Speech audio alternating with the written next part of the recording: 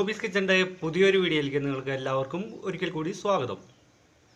കളി കെട്ടാത്ത ചോറ് അത് ഒരു തലവേദനയാണ് ഒട്ടുമിക്ക വീട്ടമ്മമാർക്കും.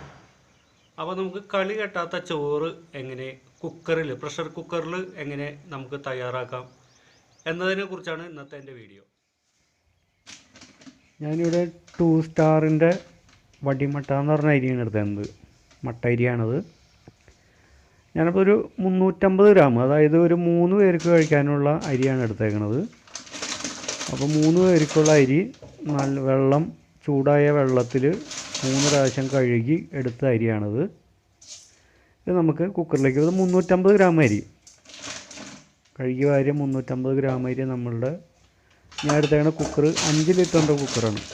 അപ്പോൾ പ്രത്യേകം ശ്രദ്ധിക്കുക. പിന്നെ ചോറ് വയ്ക്കുന്ന കുക്കറിൽ മറ്റ് കറികളൊന്നും വയ്ക്കാതിരിക്കാൻ പ്രത്യേകം ശ്രദ്ധിക്കുക. ചോറിൻ്റെ കളറൊക്കെ മാറാൻ സാധ്യതയുണ്ട്. അപ്പോൾ നമ്മൾ ചോറ് വയ്ക്കാൻ വേണ്ടി ഒരു കുക്കർ പ്രത്യേകം മാറ്റി വയ്ക്കുക.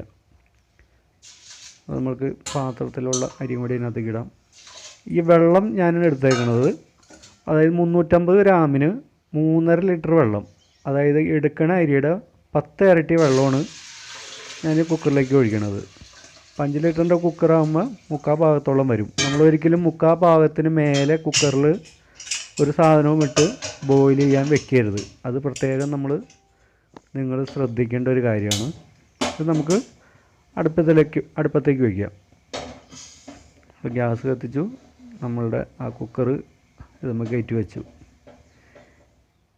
ഇതിപ്പോൾ ഏകദേശം ഒരു 25-35 മിനിറ്റിനുള്ളിൽ ആദ്യത്തെ വിസിലടിക്കും. നമ്മുടെ വിസിലടിക്കാൻ റെഡി ആയിട്ടുണ്ട്. അപ്പോൾ നമ്മൾ ആദ്യത്തെ വിസിലടിച്ചതിന് ശേഷം നമ്മൾക്ക് ഇതിൻ്റെ തീ ഓഫ് ചെയ്യാം. ഇപ്പോൾ വേവ് അരി കുറഞ്ഞ അരിയാണെങ്കിൽ വിസിൽ പൊക്കി പ്രഷർ കളയണം. ഇപ്പം ഈ മട്ടരി ജയ അരിയൊക്കെ ഒരു വിസിലടിച്ച് അതിൻ്റെ പ്രഷർ പോയതിന് ശേഷം തുറന്നിട്ടുണ്ടെങ്കിൽ കറക്റ്റ് വേവായിരിക്കും. ഇതിപ്പോൾ ഒരു തീ നമ്മൾ ഗ്യാസ് ഓഫ് ചെയ്ത് ഒരു 20 മിനിറ്റിനുള്ളിൽ അതിൻ്റെ പ്രഷറൊക്കെ പോയിട്ടുണ്ടാവും. ഇത് നമുക്ക് നന്നായിട്ടൊന്ന് ഇളക്കിയിട്ട് നമ്മുടെ സ്റ്റെയിനറിലേക്ക് ഒഴിച്ചു കൊടുക്കാം. അതല്ലെങ്കിൽ നമ്മൾ പണ്ട് കയ്യിൽ കൊണ്ട് കോരി ഊറ്റുന്ന ആ സിസ്റ്റം ഉണ്ടെങ്കിൽ ആ കയ്യിൽ ഉപയോഗിച്ച് കോരി ഇടുന്നതായിരിക്കും കുറച്ചും കൂടി നല്ലത്. അപ്പോൾ ഇങ്ങനെ ചെയ്തിട്ടുണ്ടെങ്കിൽ നമുക്ക് വളരെ എളുപ്പത്തിൽ ചോറ് ഊറ്റിയെടുക്കാൻ പറ്റും. നമുക്ക് സമയം ഇല്ലാത്തവരൊക്കെ ഈ ഒരു രീതി അവലംബിക്കുന്നതായിരിക്കും നല്ലത്.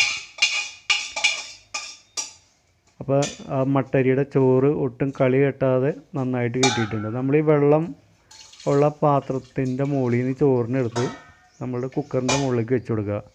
ഇത് എന്നിട്ട് ഒരു 5 മിനിറ്റ് കഴിയുമ്പോൾ 1-2 പ്രാവശ്യം കുടഞ്ഞിട്ട് കൊടുക്കുന്നത് നല്ലതായിരിക്കും.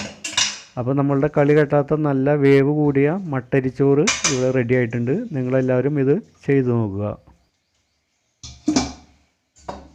വേവ് കുറവുള്ള അരിയാണെങ്കിൽ വിസിലടിച്ചതിന് ശേഷം തീ ഓഫ് ചെയ്തിട്ട് കുറച്ച് നേരം, എത്ര സമയം അത് ആ വേവ് അനുസരിച്ച് നമ്മൾക്ക് ആ കുക്കർ സിങ്കിൽ ഇറക്കി വെച്ച് ടാപ്പ് തുറന്നിട്ട് അതിൻ്റെ വിസിൽ പൊക്കി പ്രഷർ കളഞ്ഞിട്ട് നമ്മൾക്ക് ഊറ്റിയെടുക്കാവുന്നതാണ്.